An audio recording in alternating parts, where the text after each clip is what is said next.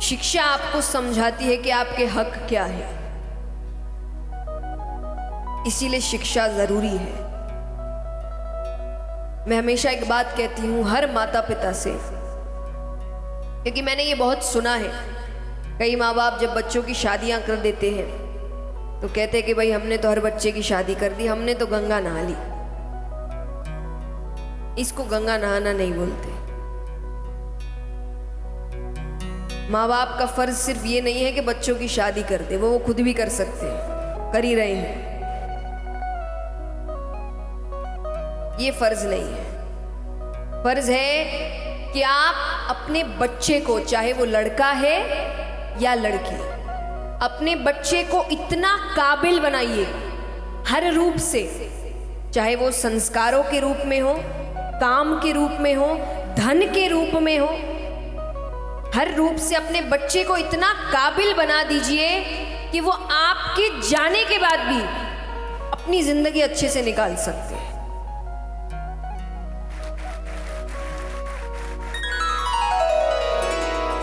जिस दिन आपने ये काम कर दिया उस दिन उस माँ बाप ने गंगा नहा ली।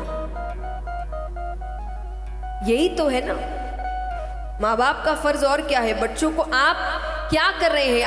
हम कई बार पता है भूल जाते हैं, मुझे लगता है हमारा बच्चा है, सिर्फ हमारे घर की बात है। नहीं, आप एक अगली पीढ़ी तैयार कर रहे हैं,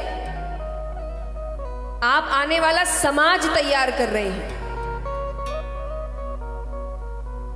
तो उसमें ध्यान ये देना चाहिए ना कि वो कैसे हैं, कैसे संस्कार दिए हैं, वो काम कितना कर सकते हैं, वो देश को कितना आगे बढ़ा सकते हैं। ये कि वो शादी करके बस वो भी अपना ही घर चला रहे हैं खाली।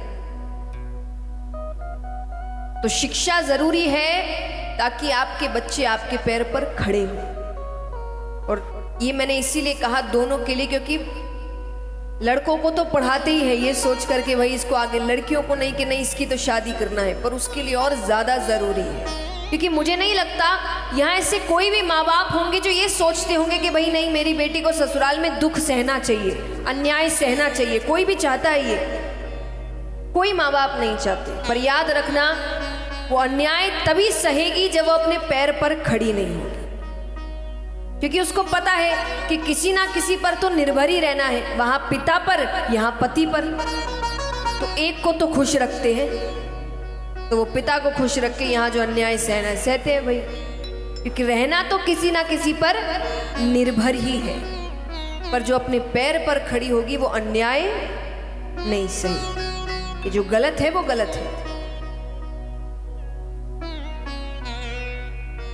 और अन्याय तो पहली बार में ही नहीं सहना चाहिए। जो कहते ना कि कोई बात नहीं, कोई बात नहीं, इतना बड़ा थोड़ी कुछ हुआ है, तो इतने बड़े होने का इंतजार करना है क्या कि सीधा खबर ही मिले एक दिन?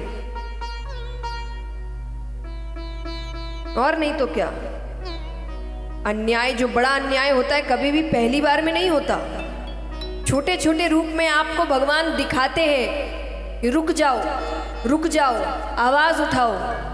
हम कहते कोई बात, कोई बात, संभाल लेंगे। फिर एक दिन बड़ा ही होता है कुछ ना कुछ, और फिर हम रोते हैं कि उस वक्त रोक लिया होता तो अच्छा होता। तो ये सब कब? जब अपने पैर पर खड़ी नहीं है। तो इसीलिए शिक्षा बहुत जरूरी है। पहले शिक्षित करिए, अपने पैर पर खड़ा करिए कि अपना खर्चा वो निकाल सके, अपनी जिंदगी वो निकाल सके, उसके बाद शादी करें।